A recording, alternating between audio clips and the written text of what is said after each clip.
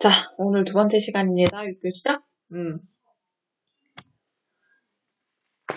앞서 이게 중간에 뭐 과제 내키고 뭐 해가지고 이번에는 5, 6교시 쭉 이어서 6교시 하나에만 댓글 달면 되겠어요.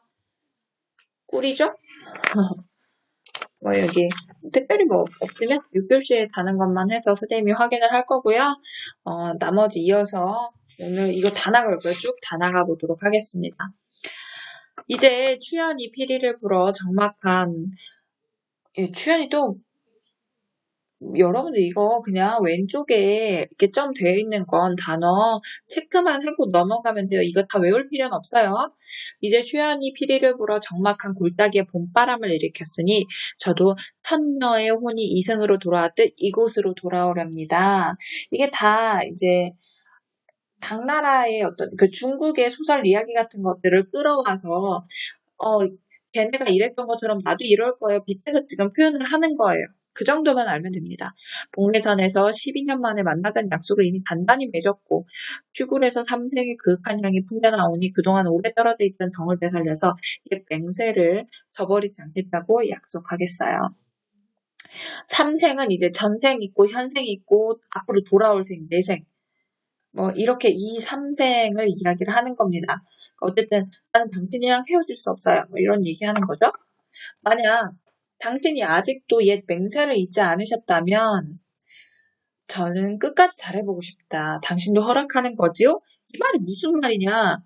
있잖아, 너랑 나랑 100년 가약해서 결혼했잖아. 평생 같이 살기로 했으니까 내가 귀신이 되어 돌아왔어도 그 약속은 지킬 거지? 이런 얘기하는 거예요. 귀신이 된 나랑 살아줄래? 얘기하는 거예요. 좀 무섭지? 근데 이생은 완전 콩깍지가 씌어서 기쁘고도 감격해서 그게 내가 바로 바라던 바요. 이렇게 얘기합니다.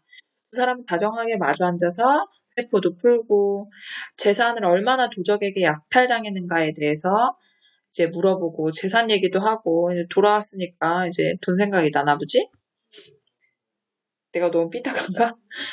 조금도 잃지 않았다. 아무 골짜기에 묻어두었답니다. 양가 부모님 위에는 어디 있습니까? 그냥 버려져 있는 상태다. 이렇게 이야기를 하고 두 사람은 그간 정회를 다 나눈 뒤에 서로 막 물어보고 어떻게 살았니? 막 하면서 물어보다가 잠자리에 들고 지극한 즐거움이 예전과 같고 그러면서 이제 부부로서 함께 행복하게 사는 거죠. 재물 묻혀있는 곳에서 파가지고 재물 모으고 부모님 유골도 수습해서 장사도 지내고 이렇게. 그 뒤에 당연히 귀신이랑 사는데 벼슬을 구할 수가 있나 아니면 다른 사람이랑 함께 뭐 살 수가 있나 그럴 수는 없죠. 이제는 이때부터 인간사에 게을러졌다 이렇게 이야기를 합니다. 속죄와는 완전히 멀어지는 삶을 사는 거죠. 바깥줄이만 안 하고.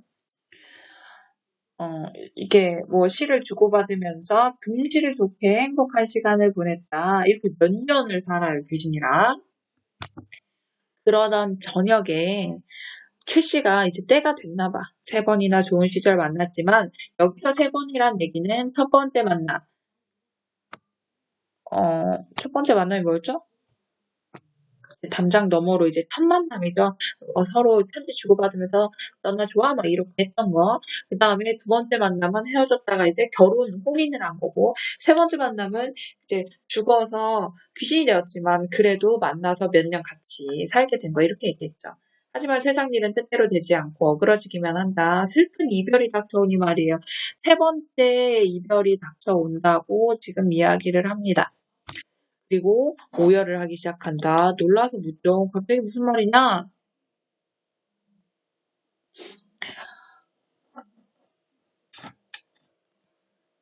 저승길의 운수는 피할 수가 없어서 이제 내가 갈 때가 되었다. 이 얘기하는 겁니다. 인간 세상에 오랫동안 머물면서 산 사람을 미혹시킬 수는 없다. 너를 계속 홀릴 수는 없다라는 얘기죠. 그러면서 어떤 공루춘이라는 악곡이 있나 봐요. 악곡에 맞춰 노래를 부르면서 술을 권합니다. 우리가 이전에도 그러니까 작년에 배웠던 작품 속에서도 삽입시의 기능에 대해서 이야기도 했고 내가 평가도 한번 했던 것 같아요. 그게 신청전이었죠. 삽입시의 역할. 여기서 옛날 소설들은요, 완전히 독립된 형태로 다 시가만 있었어요. 소설의 형태는 나중에 나온 거예요. 그러니까 소설 속에 완전한 지금의 형태, 현대소설과 같은 형태를 갖추기보다 시가가 중간중간 많이 삽입이 됐는데, 그래서 이런 삽입시들이 이 작품에서 어떤 역할을 하느냐를 파악해야 될 필요가 좀 있습니다. 그래서 이 문제에도 이 노래는 어떤 역할을 하는지 생각해보자. 이렇게 나왔죠. 자, 삽입시는 또 한번 정리를 해볼까? 삽입시의 역할에 대해서 그때 얘기해봤으니까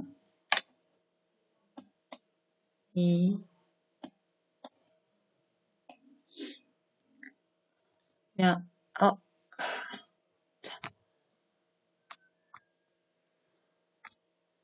자 하나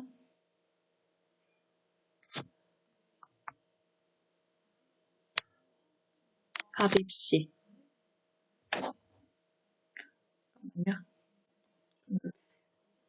삽입시의 역할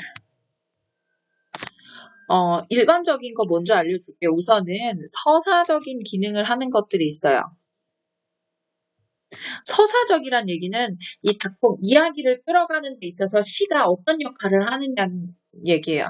그러니까 결국에 소설이라고 하면 발판, 전개, 위기, 결정, 결말 대부분 이런 흐름을 따르잖아요. 우리가 앞에 배웠던 소설과 구구시의 1일은 그러지 않았지만 그 독특한 서술 방법을 가지고 있던 소설이었기 때문에 그렇고, 웬만한 소설들은 이 소설의 단계를 쭉 밟아가는데, 그런 단계를 밟아가는 서사함에 있어서 이 삽입시가 어떤 기능을 하냐는 건데, 첫 번째로 작품의 분위기를 형성해요. 사건의 전개 방향을 암시하는, 이거는 일반적인 삽입시의 역할이에요. 이 작품에서가 아니라 전체 설명하고 난 다음에 이 작품에서는 어떤 역할을 했는지 설명할 겁니다. 사건의 전개 방향을 암시합니다. 그러니까 이 소설 말고 다른 소설에서 시가 행복했는데 갑자기 누군가가 시를 하나 써서 보냈는데 뭔가 암울한 얘기야. 그럼 앞으로 뭔가 암울한 일이 일어날 거다. 뭐 이런 식의 암시가 있을 수 있다는 얘기야. 삽입되는 시가. 그 다음에 두 번째는 시는 주제를 집약적으로, 집약이라는 거 한데 모아서 똘똘 뭉쳐서 되게 간략하게 뭐 이런 뜻이죠. 집약적으로 전달하는, 지워야 되겠다. 전달하는 역할을 합니다. 그래서 애절한 사랑 이야기 맨 마지막 부분 어떤 삽입시가 하나 딱 들어갔다라고 하면 그 작품의 주제를 이 시 하나로 압축적으로 표현해낼 수가 있겠죠. 그 다음에 정서적인 기능을 또 해요. 삽입시의 역할 세 번째, 기능으로 나누면 이렇게 두 개로 나눌 수 있고요. 정서적 기능에서는 작품의 분위기를 형성합니다.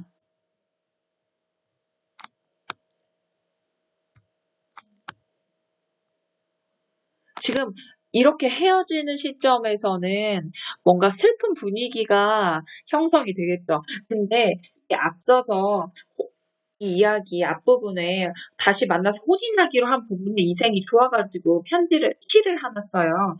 그 혼인의 기쁨을 시로 표현한 그 시는 그 작품에서 되게 낭만적인 분위기를 형성해줘요. 기쁘다는 그런 자신의 심리도 함축적으로 표현해주고, 네, 이 마지막에 헤어질 부분에서는 낭만적인 분위기라기보다는 뭔가 애상적이고 슬픈 분위기를 형성해주겠죠. 다음에 네 번째, 뭐야?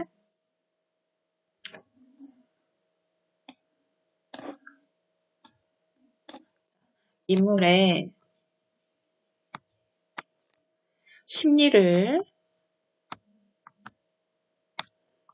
비유적이고, 시니까 비유적이고 함축적인 성격을 당연히 지니죠. 비유적이고 함축적으로 표현해줍니다.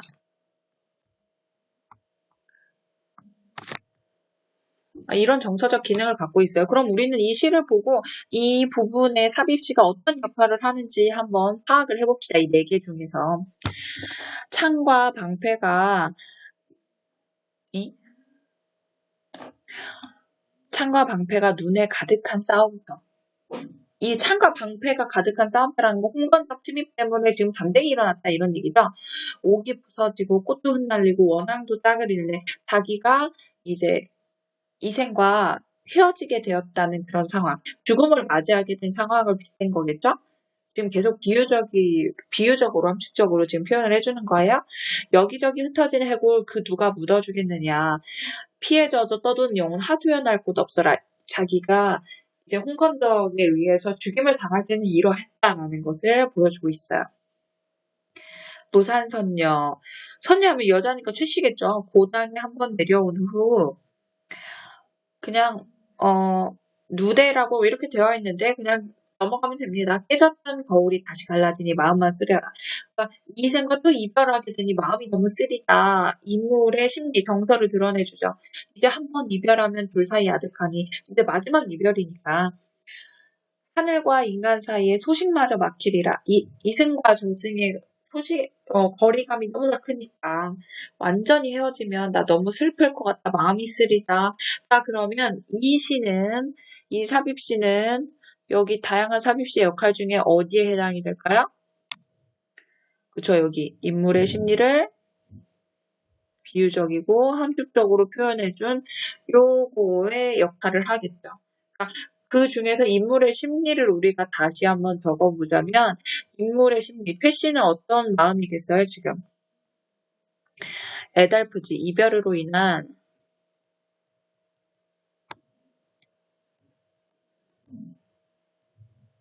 애달픈 심리를 가지고 있겠죠. 이 애달픈 심리를 비유적이고 효과적으로 함축적으로 표현해주는구나. 결국에는 뭐 주제를 효과적으로 드러내준다고도 얘기할 수 있어요. 그래서 작품의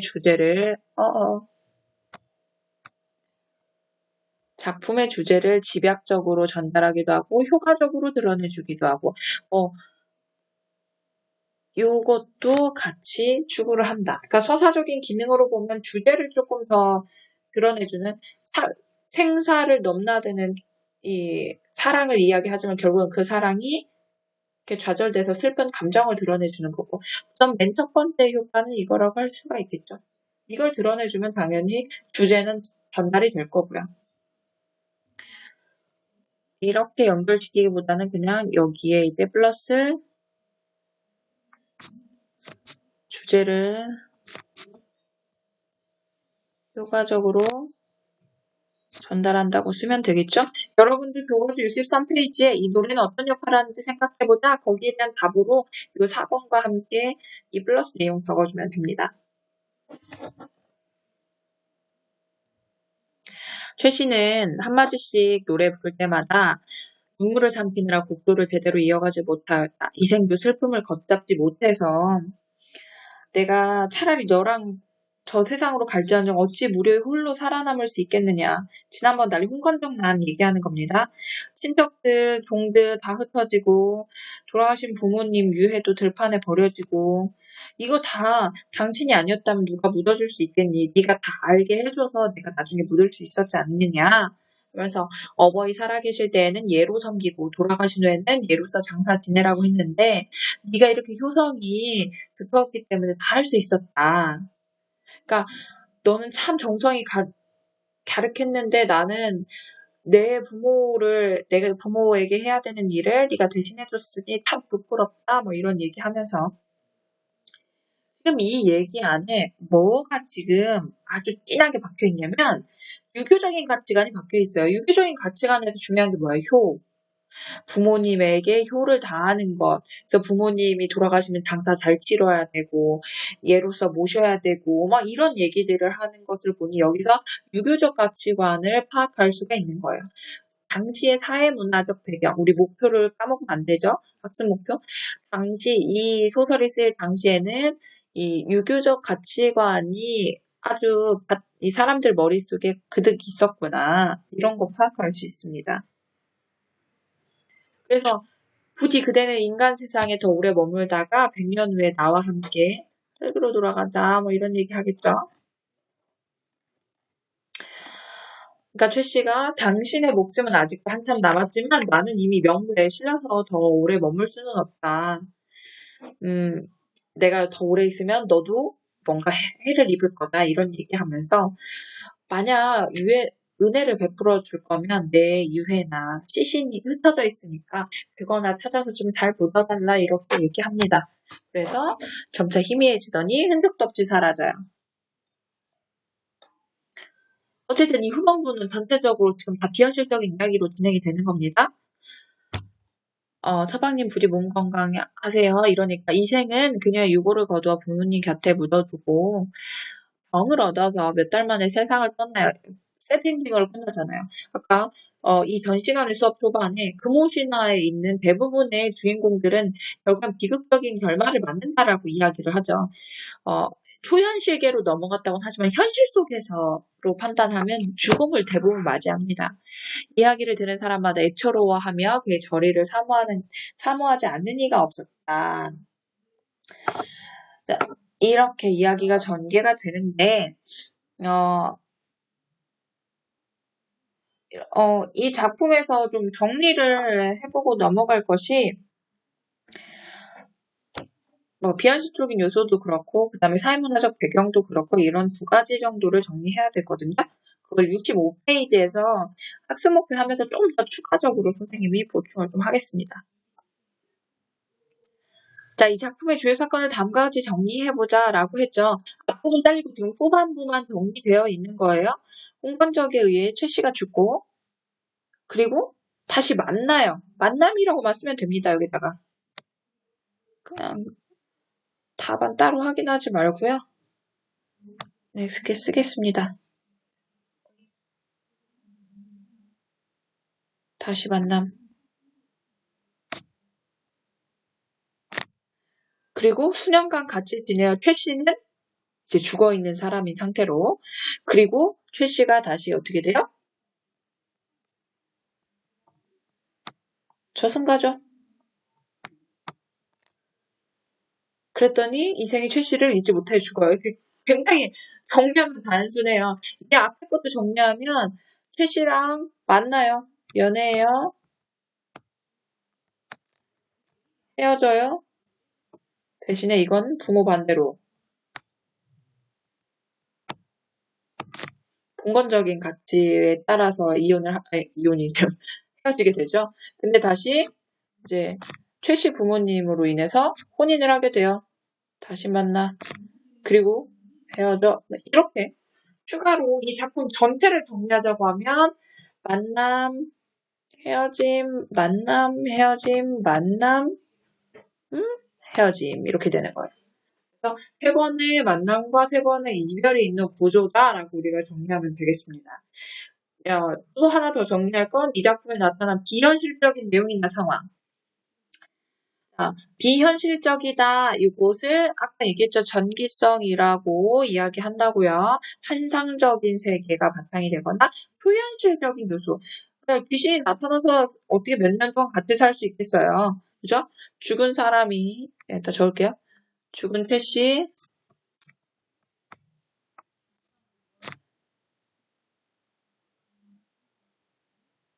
나타난 거. 그 다음에 죽은 최 씨가 나타나서 죽은 최 씨랑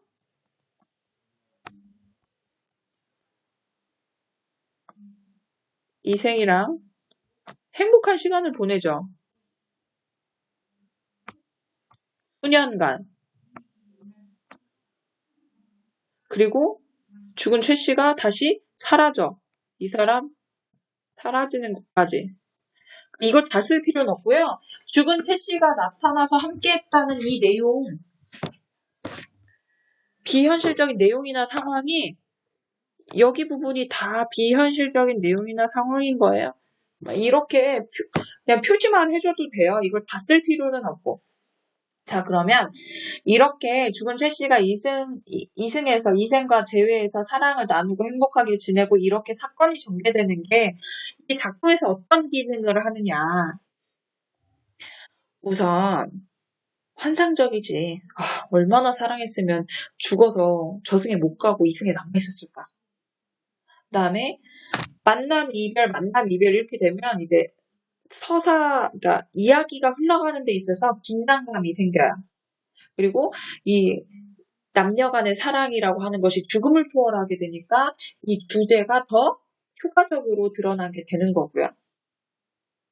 그다음에 이 사랑을 위해서 어떻게든 뭔가를 극복해내겠다고 하는 이 주인공들의 의지도 더 부각되고 이런 여러 가지 효과들이 있습니다.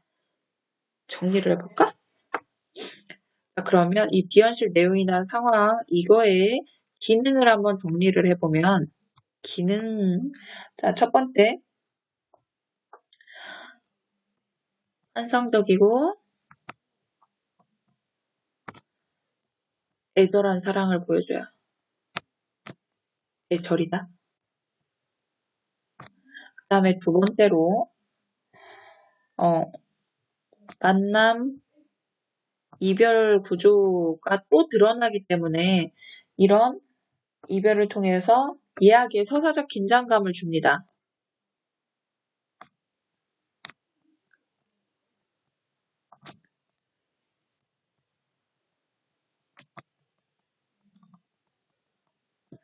죽은 사람이 갑자기 돌아왔는데 당연히 뭔가 우리가 이게 그 다음 어떻게 전개되지? 막 이런 생각들을 하게 되잖아요.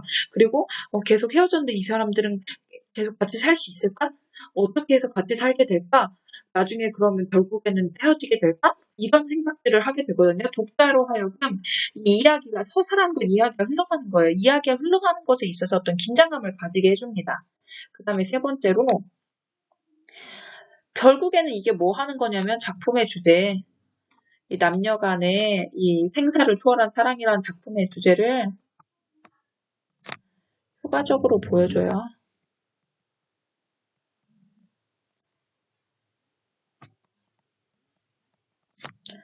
그 다음에 주인공의 사랑과 의지도 강하게 드러나게 하는 거고 이 세 개 정도만 정리해 두겠습니다. 그래서 비현실적인 내용이나 이런 것들이 이런 기능들을 한다라는 것까지 여러분들이 추가로 알아두면 되겠어요.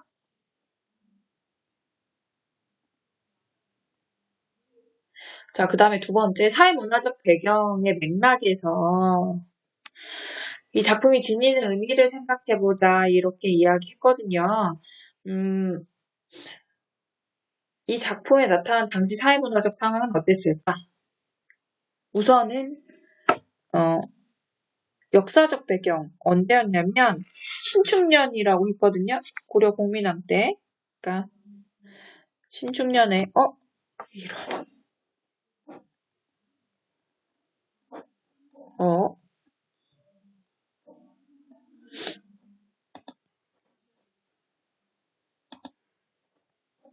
자, 신축년에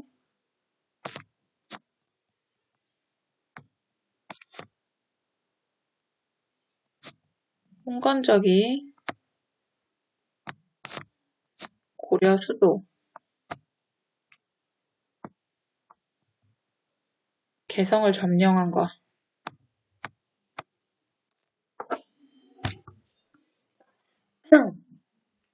요거 써주면 되고요. 그래서 홍건적이 난이 있을 때였구나. 이렇게 여러분들이 역사적 배경과 관련돼서 파악하면 되고 그 다음 또 하나 남녀 간의 애정과 관련된 인식 기본적으로 그 당시 사회문화적 배경은 절개, 지조, 절개, 믿음이 중지가 되었구나. 계속 이런 얘기 하거든요. 당신이 나와의 약속을 계속 지키고 있다면 나와 함께하지 않을래? 아까 여자가 그렇게 얘기를 하잖아요. 그죠? 그리고 당시 여성상과 관련된 가치관 하면 어쨌든 여러분들 61페이지에 12번째 줄부터 보면 제가 본디 양가의 딸로서 어버이의 가르침을 받들어 기, 바느질, 시서, 인과 의 이 방도만 배우면서 이 여자들이 거처하는 집 안에만 있었다 이렇게 얘기하거든요. 그러니까 집 밖의 일은 잘 모르고 부녀자의 법도만 아는 거예요. 집 밖의 일은 몰라. 부녀자의 법도만 알아. 사회생활을 안 해요. 그게 일반적인 당시에 그 여성들은 일해야 된다라는 그런 생각이었어요. 수놓기, 바느질, 인과, 의 뭐 이런 것만 알았다고 이야기를 해요. 여러분들 어디를 참고하냐면 61페이지에 12줄부터 해서 보면 됩니다. 근데 이런 상황에서 뭐가 드러나냐면 최 씨의 성격을 알아보자 이랬죠. 요 밑에 다 나왔네.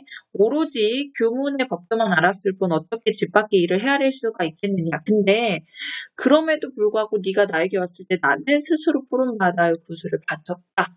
이 말은 내가 내 스스로 너에게 내 마음을 줬다. 그러니까 나는 주체적으로 사랑을 했다. 이런 얘기가 되거든요.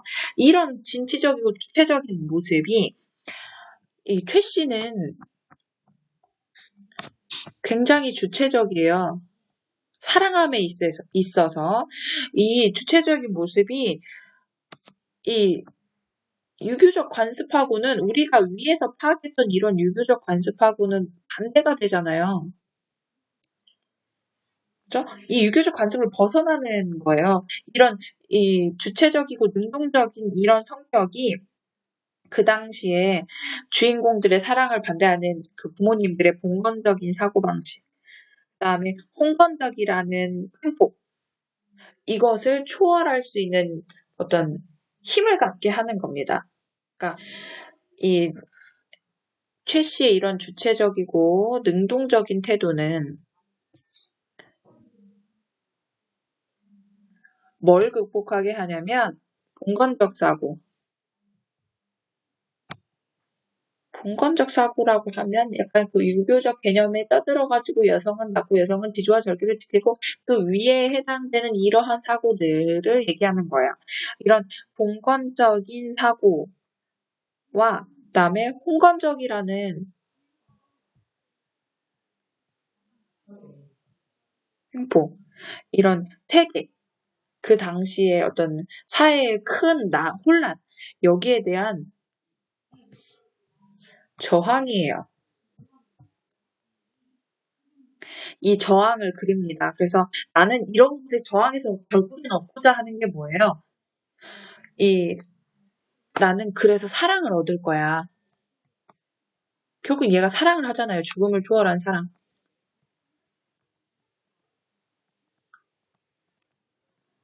이걸 조금 더 확대해서 생각해 보면 나는 내가 연애하고 내 사랑을 쟁취함에 있어서 나는 내 스스로 할 거야.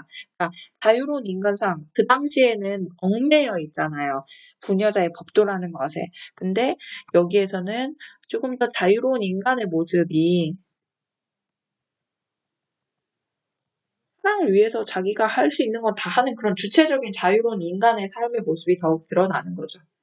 이런 최 씨의 성격이 갖는, 그럼 최 씨의 성격이 갖는 의의를 얘기하려면 최 씨의 성격이 어떻다라고 얘기해야 되기 때문에 첫 번째, 최 씨의 성격은 주체적이고 능동적인 사람이에요. 이렇게 얘기해야 되고요. 그리고 이런 성격은 이 당시에 최 씨가 이 이생과의 사랑함에 있어서 장애물이 되었던 부모님의 반대, 봉건적인 사고에 의해서, 그 다음에 홍건적인 횡포라고 하는 어떤 그 당시 그 세계의 문제, 그러니까 환경적인 문제라고 할 수도 있겠죠. 그 당시 문제에 적극적으로 저항할 수 있게 합니다. 그런 저항을 통해서 결국에 얻고자 하는 건 요거예요. 죽음을 초월한 사랑, 자유로운 인간의 삶. 여기에 더 포인트가 있겠지만 결국에는 이러한 최 씨의 성격은 주제를 잘 드러내려고 하는 목표가 있습니다. 모든 어떤 이 소설에 쓰인 장치들은 다 주제를 잘 드러내는 것으로 귀결이 되는 거예요. 이건 시도 마찬가지예요. 어쨌든 작품을 통해서 작가가 하고자 하는 다 얘기하고자 한다는 주제이기 때문에 그걸 잘 드러내는 장치들을 곳곳에 쓰죠. 지금 그 장치의 특성을 우리가 파악한 겁니다. 아우, 듣느라 고생 많았네요. 재미도 없었을 건데. 자, 그러면 우선은 여기까지 보려고 했는데 하나 좀 더 얘기해볼까? 이거는 이제 최 씨의 성격을 바탕으로 하는 거고요.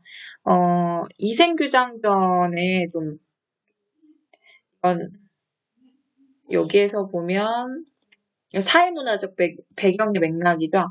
그러면 작가적인 맥락에서 작가를 파악하고자 하는 작가 맥락에서 한번 다시 생각을 해보면 이 작가가 어떤 사상을 가지고 있었냐면 이 작가는 유교적 사상도 있었고요. 유교적 도덕구범도 갖고 있는데 지난 시간 앞서 얘기했죠. 근데 도교 사상도 관심이 있었고 그 다음에 불교 사상도 추구했다고 했어요. 그래서 이 세 개를 이 작가의 맥락에서 이 작가가 가졌던 사상적 맥락이 이 작품에 어떻게 반영되었는지를 또 따로 한번 우리가 파악을 해보자고요. 이게 사회문화적 배경이 첫 번째라면 얘가 두 번째가 되겠죠. 자, 유교적인 도덕 규범 하에서 어떤 내용이 드러나냐면 어쨌든 최 씨가 죽어요. 최 씨 죽기 전에 이생으로 보자고 하면 이생은 유생이야. 그러니까 공부하는 유생인데 부모 몰래 연애를 해요. 그죠? 우리 작품에는 안 나타나는데 앞부분에 연애하면서 불안해해요.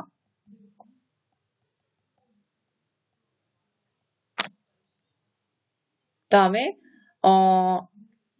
부모님이 결혼을 반대해서 내가 짝지어진 사람 만나 하고 못 만나게 하는 거 이런 것도 다 어쨌든 유교적 도덕 규범이 박혀 있기 때문에 그런 것들이 드러나는 거고 최 씨로 보자고 하면 최 씨는 그러니까 죽음으로 절개를 지키죠. 여성의 정절을 강조하는 이 유교적 도덕 규범이 있기 때문에 최 씨가 죽음으로 절개를 지키는 모습을 보여주거든요. 그래서 이 작품에서 이런 내용이 나타났다는 건 작가가 가졌던 유교적 도덕 규범이 이 작품 속에 반영된 거라고 할 수 있습니다. 그다음에 도교적 사상은 뭐냐면 죽음을 초월하는 거지. 이 최 씨의 원혼이 다시 이제 이생으로 돌아왔잖아요. 그래서 재결합하는 거죠. 이런 거 약간 도교적 숙명론이 있다고 합니다. 그래서 만날 사람은 결국엔 만나야 된다. 그러니까 죽음을 또 초월하고. 이런 모습. 그리고 불교적인 사상은 뭐냐면 인생무상 얘기하는 거거든요. 인생무상이 어디에 드러나냐? 맨 마지막 결말에서 드러나요.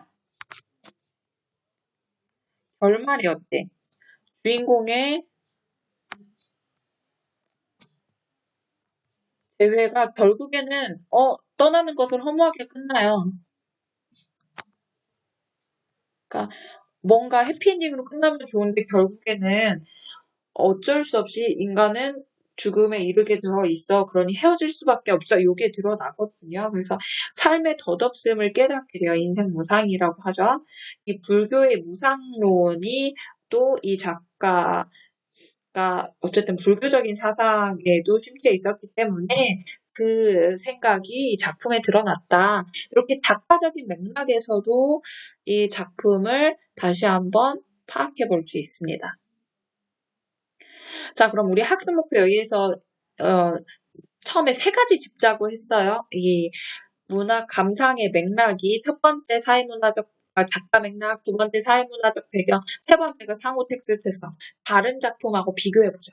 그거 한번 해보겠습니다. 자, 이제 세 번째 상호 텍스트성. 그러니까 다른 비슷한 작품과 뭐 소재가 비슷하든 주제가 비슷하든 다른 작품과 비교하면서 서로 어떤 영향관계가 있을까 아니면 두 작품의 공통점과 차이점이 무엇이 있을까 이걸 한번 생각을 해보자고요. 이렇게까지 하면 우리가 한 작품을 통해서 문학 작품 감상의 어떤 큰 맥락들은 다 파악하게 되는 겁니다.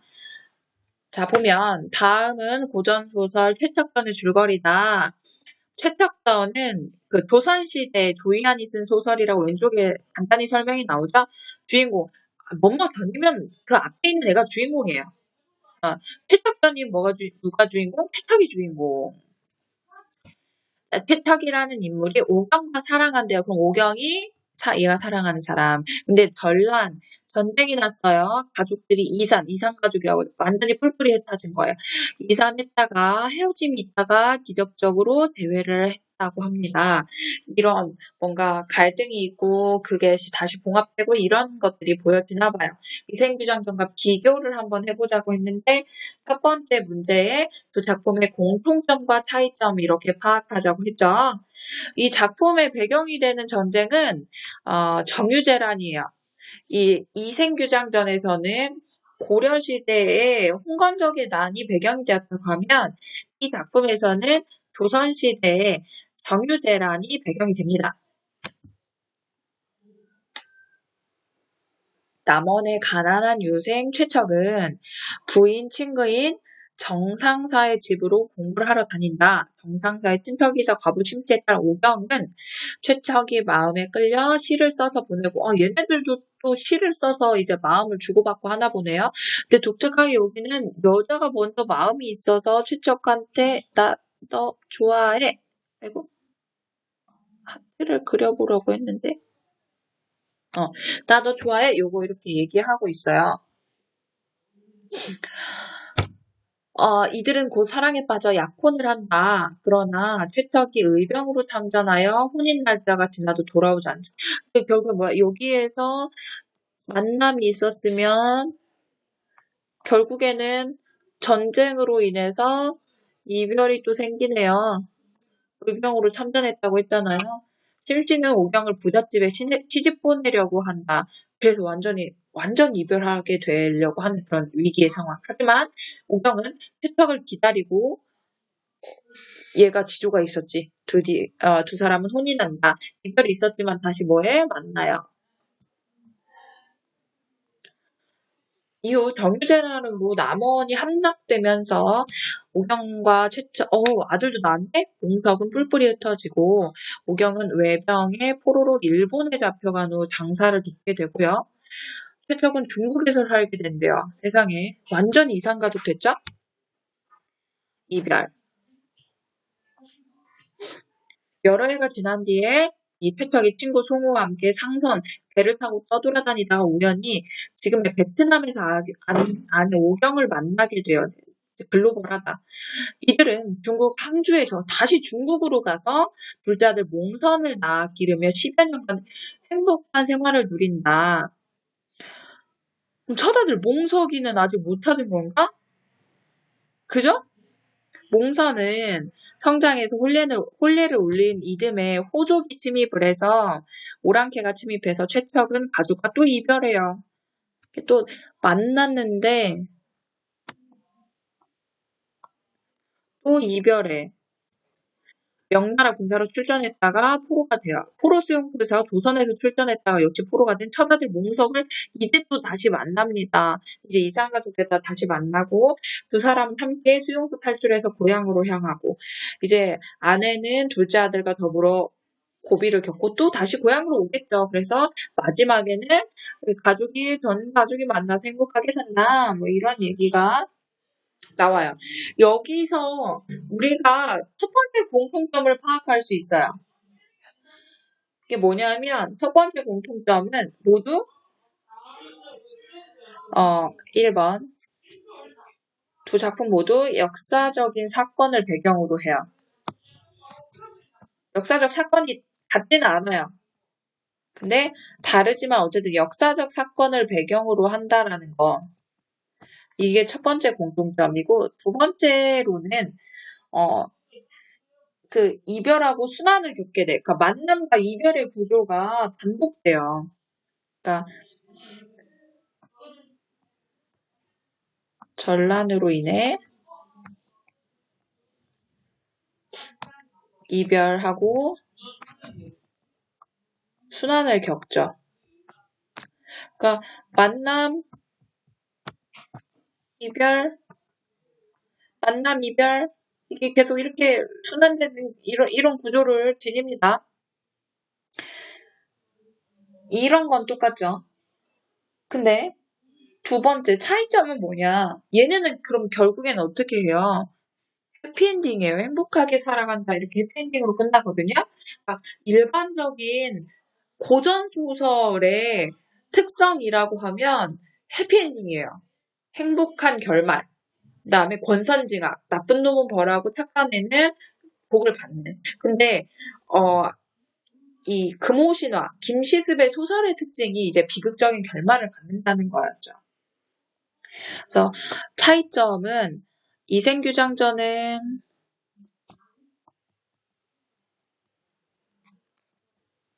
비극적 결말을 맺었고, 그다음에 최척전은 정말 우여곡절이 있었지. 너무 글로벌하게 힘들었잖아.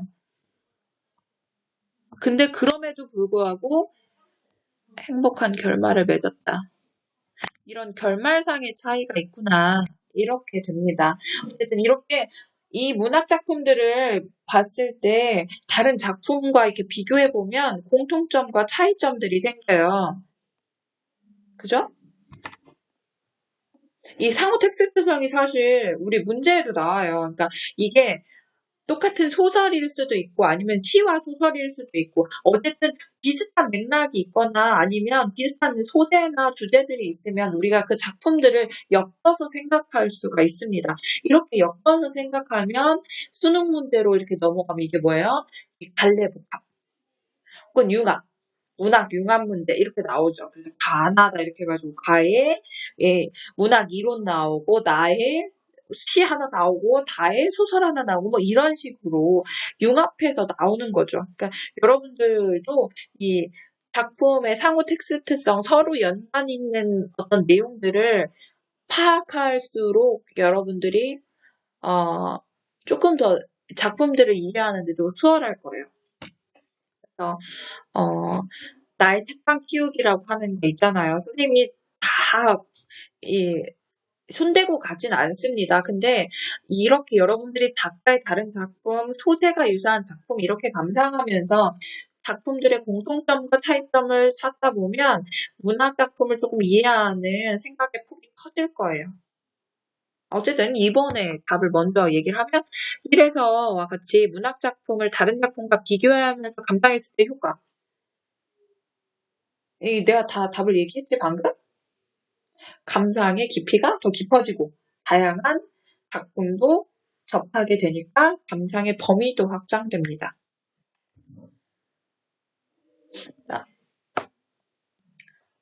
작품에 대한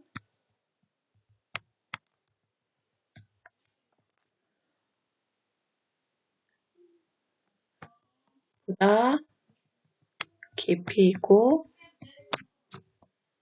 섬세한 감상을 할 수 있게 되고 그다음에 감상 범위도 확장돼요. 다양한 작품을 접하니까 다양한 작품을 접함으로써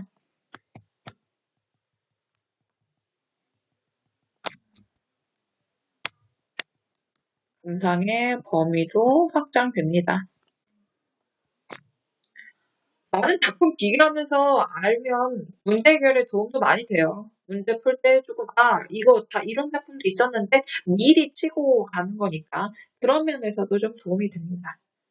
자, 요렇게 우리 세 가지 측면에서 우리 작품 한 가지 작품으로 우리의 목표를 다 해결을 했는데요.